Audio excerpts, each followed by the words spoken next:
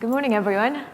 Thanks for being here, and thank you to Amanda for giving me a platform today. I hope you've all enjoyed the conference as much as I have. So I'm not here to talk about math because I'm terrible at it. I'm here to talk about how foundations have a really critical role to play in making sure that we are securing our ecosystems. So I'm Beck Rumbul. I'm the Executive Director and CEO of the Rust Foundation. For those of you that don't know who the Rust Foundation are, we are an open source language foundation supporting the Rust programming language. We're independent, we're non-profit, we're here to steward the language, making sure that the language and the ecosystem is well supported, that the maintainers are well supported, and that gaps are plugged, that everyone is well supported and able to do the best that they can do in terms of the work.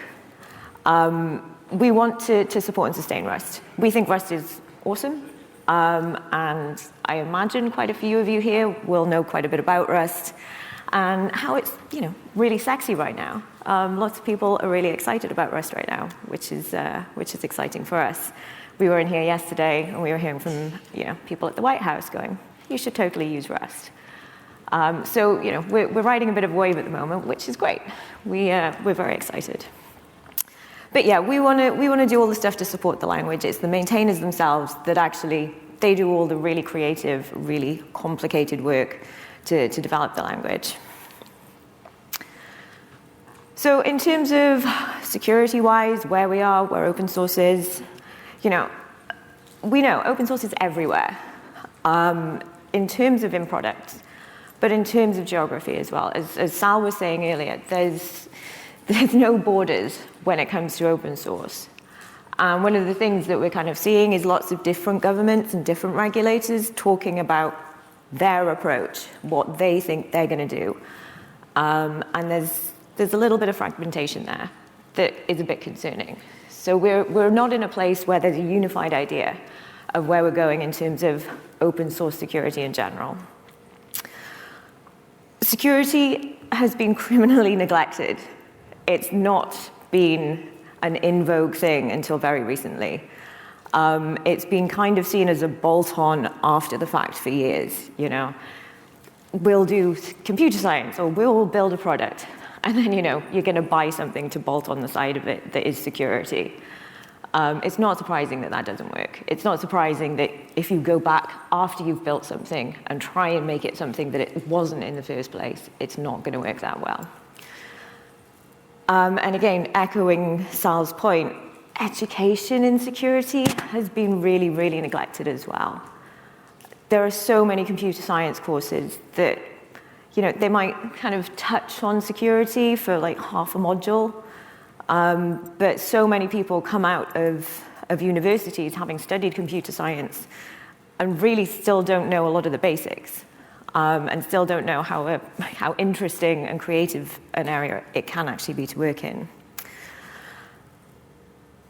There has been a lot of focused security work. We know this because some things are secure. But so much of it is going on inside big corporate institutions. And we just can't see that. The nature of security work means that you can't really disclose it to everyone all the time, because that would be foolish. But what we don't see a lot of the time is what really big things haven't come to pass because that security work has been done inside of a big tech company or inside of a different company. And the thing is that whilst that's good, a lot of the time that security work is protecting a lot of other people. It's shaped and directed by corporate interests, by business interests. And it's really difficult to know why some work is being focused in one area, but maybe not another. You don't even know if work's being focused in other areas.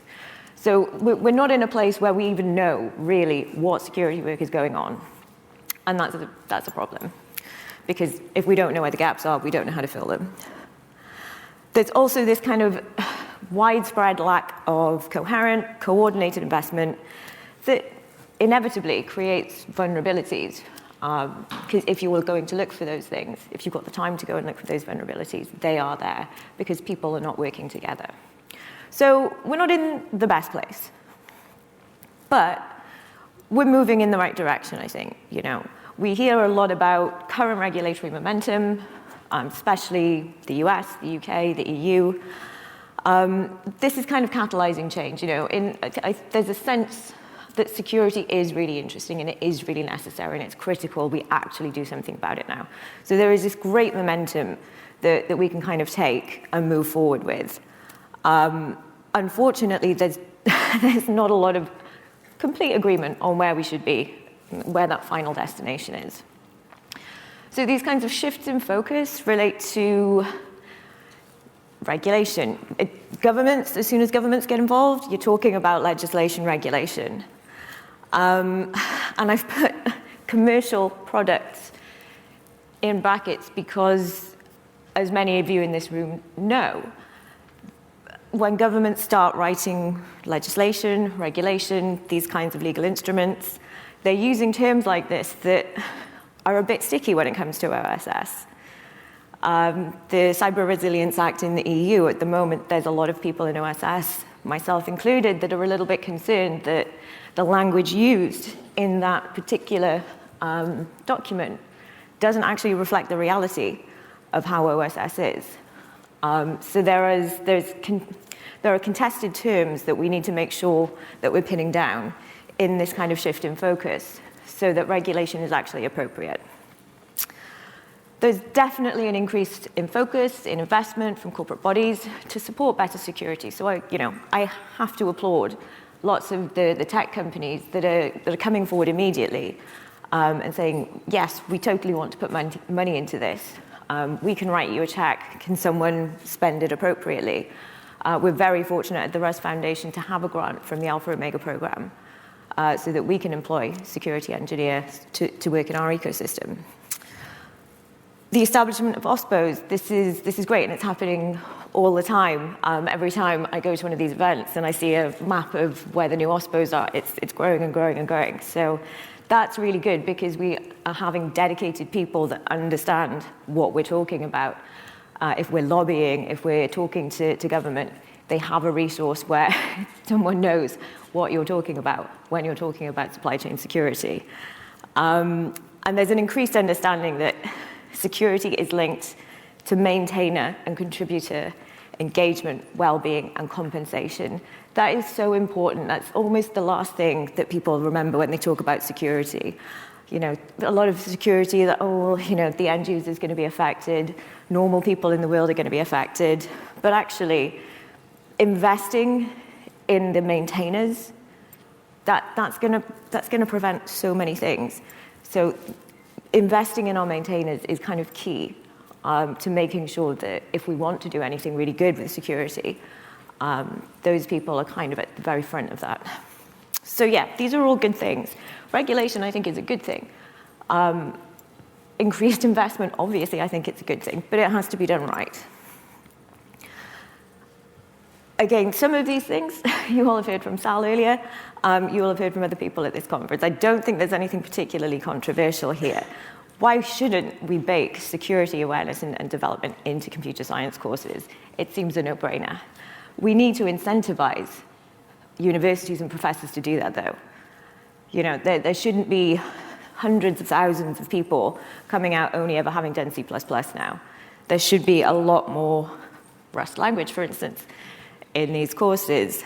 But yeah, professors a lot of the time are incentivized by grants and other things in terms of developing their course materials. So we have to kind of figure out how we make sure we can get those people to bake these things in. Opt for more secure languages where appropriate. Again, another no-brainer. I'm not saying Rust is the answer to every problem, but it's the answer to some. And where it is most appropriate to use that, why not invest in that? Because that's investing in your future. There's an upstream versus downstream kind of debate. Whereabouts in the stream do you actually target security interventions or investment? Well, I think that along the whole stream, but definitely investing upstream is going to filter downstream. Obviously, we need to identify the key vulnerabilities and exploitable gaps and ensure that OSS ecosystems have neutral and sustainable security resources that are directed at the common good. So people to identify those gaps and vulnerabilities that are not working inside a closed organization where they are contractually not able to talk about what they're doing, but where they are working for the common good, and they are able to collaborate and talk to other people about what they're doing. And as ever, we need a critical mass of skilled and experienced people to do this. We can't just rely on one or two people. People come and go. Investing in replenishing that maintainer resource is absolutely key, because we want to, again, spread the risk that something will happen and we don't have the right person to help solve it. So who should take responsibility for this? And obviously I'm here as the Rest Foundation, so I've got an agenda.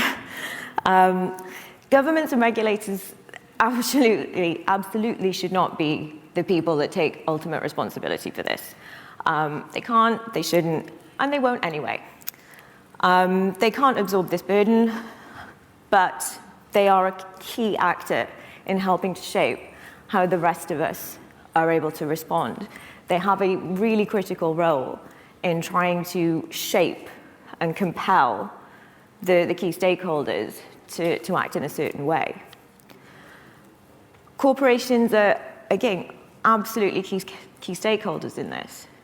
I would not expect any discussion on open source to exclude, or any solution to exclude the key corporate bodies. They, if nothing else, have a real responsibility to be funding a lot of this, because they are the ones that benefit a lot of the time.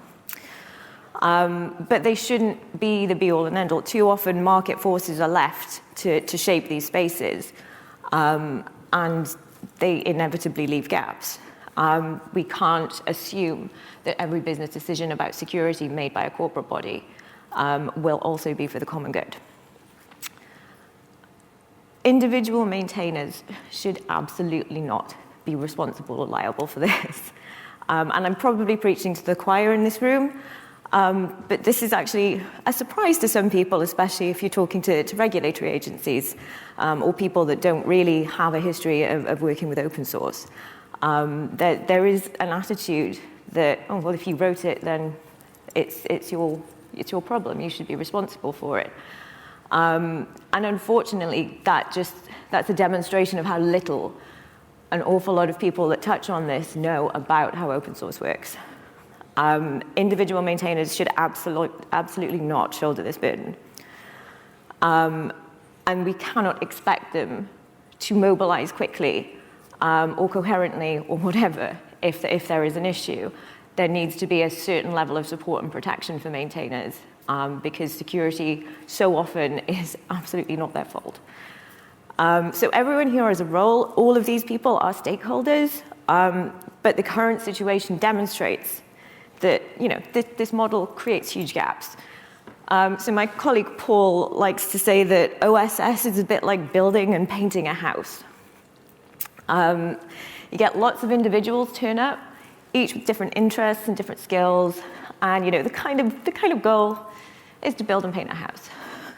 But you've got some people that are really, really interested in intricate details, so they only really want to do the windowsills. You've got people that like working with gloss paint, so they want to do the front door.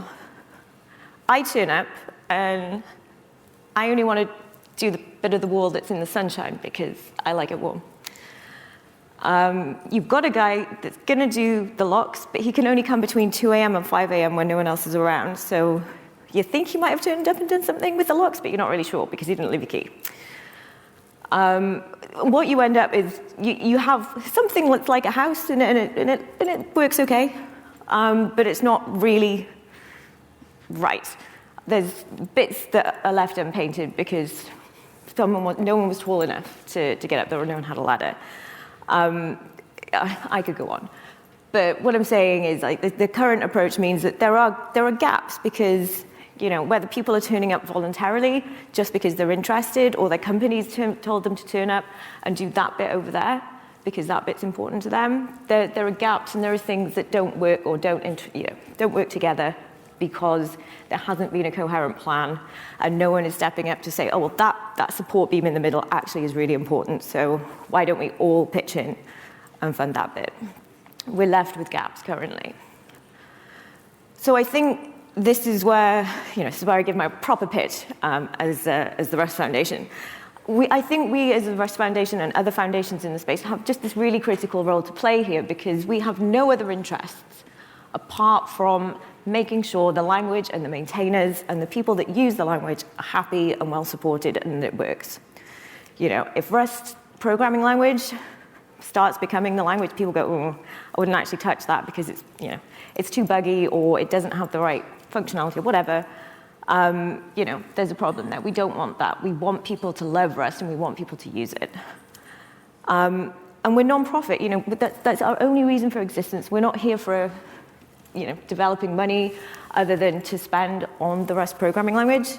We're not political. We operate across borders.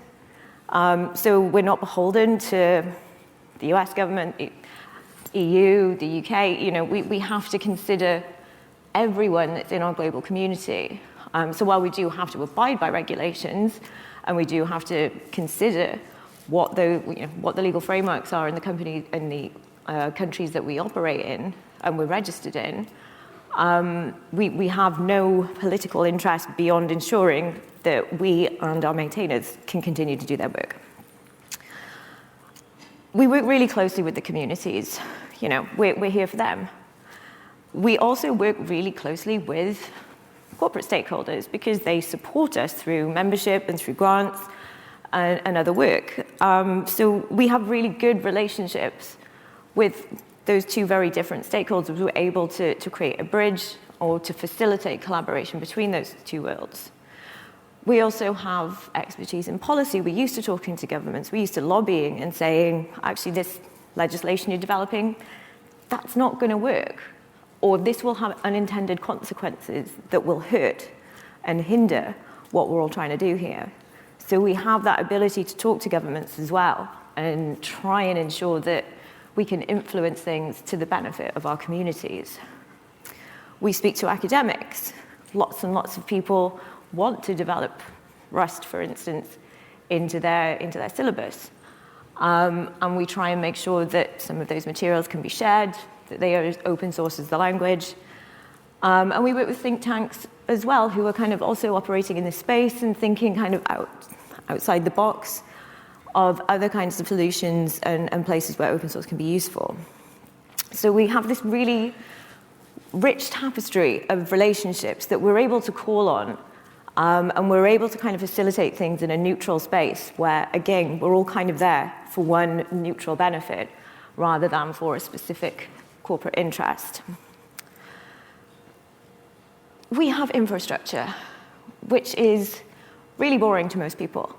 But we have people that love spreadsheets and love to do finances, and we are able to facilitate larger projects that are simply unrealistic between individual maintainers and large companies, for instance. We're able to be a go-between there. We're able to kind of say, okay, we will do X with a very large amount of money, and we can kind of act as that go-between, so we're not placing a burden on maintainers to say, you have to be accountable for every hour you spend on this particular piece of work. We can kind of collate and do all of that heavy lifting so that they don't have to. And we've got a good understanding of where gaps are. We talk to the maintainers all the time. We talk to stakeholders in the corporate and government world all the time. So we're constantly kind of having information given to us that says, you need to work on X or Y, or this is going to be a problem in 2 or 3 years' time, whatever. So we have this really kind of unique role where we're kind of a meeting place and we're kind of an information sharing service and we're kind of a finance service. But we were able to do this in a neutral way where there are very few other places that you can do that. So in terms of security specifically, I think we're amongst the best place. Again, obviously I'm going to say that. I want you all to write me a big check so I can spend it on security. But foundations, we are definitely among the best placed organizations. And I'm not just saying the Rust Foundation, there are lots and lots of open source foundations that are doing the same kind of excellent work. And with sufficient support, we can make a real impact. You know, we can do really good, coherent, impactful work. You know, we can facilitate collaboration. We can develop educational materials. We can employ dedicated staff to work on this in the open. You know, not behind closed doors and not for a certain particular business interest. We can hire staff to actually work in the open with our maintainer communities, with our stakeholders, and for the common good. We can also work with policymakers, with governments, regulators, as I said, and lobby to ensure that that regulation is appropriate for our needs. And we can support innovation and agility. You know, we're pretty agile. We're not like a huge corporate behemoth. We don't have really lengthy recruitment practices. We try and be as agile as possible, and we try to be able to pivot to whatever we need to do at that time. But all of this needs to be well supported. It needs to be funded. We can't do it on the shoestring that generally we operate on. The key to enabling good security work that can be directed like this, that is in the open, it's to develop a sustainable funding model. And I mean sustainable. At the moment, foundations like ours are generally funded on a kind of yearly basis. We don't know from one year to the next what our budget's going to be. You know, at the moment, obviously this year, we're not in a bad position right now, but you know, the tech slowdown, we have no idea how that will affect us in the future. It may be that our membership reduces. And what do we do then? There's a huge hole in our budget. We get grants, you know, as I've said, it's been amazing to have finances given to us to support our security work, but that's for a year. I can't fix security in a year. It would be great if we could, but yeah, security is kind of an ongoing thing. You know, we need to kind of continue funding a security engineer to work in the ecosystem.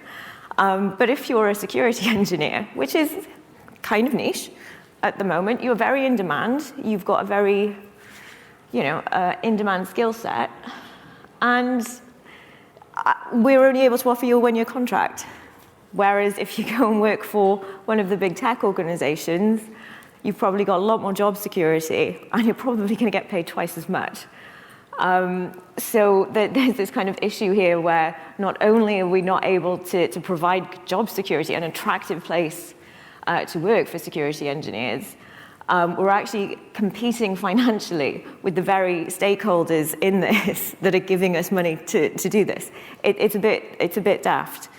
So yeah, we need something a lot more sustainable. I am much more likely to attract really good candidates if I can say it's going to be a 3-year contract.